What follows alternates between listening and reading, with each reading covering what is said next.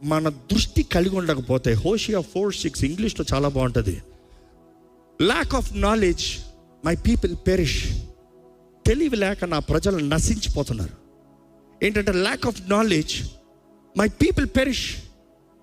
Lack of knowledge, వారికి తెలివి లేదయ్యా, అందుకే నశించిపోతున్నారయ్యా.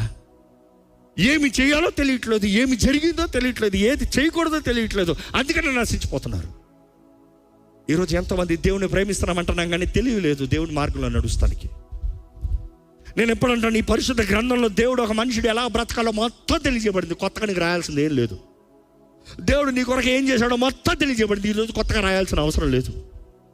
దేవుడు నీ కొరకు ఆయన సిద్ధపరిచిన కార్యాలు అన్నీ ఇందులోనే నీకు చెప్పాల్సిందే, నీ కొత్తగా యాడ్ చేయాల్సింది ఏం లేదు. కానీ ఈరోజు నీవు ఈ వాక్యాన్ని చదువుతున్నావా? ఈ వాక్యాన్ని హత్తుకుంటున్నావా?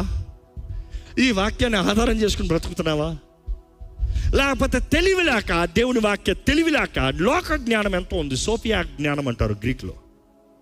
సోఫియా ఇది తెగ ఉంటుంది. అడగండి, లోకంలో ఏం జరుగుతుందో చెప్పు, లోకంలో ఏం జరుగుతుందో చెప్పు.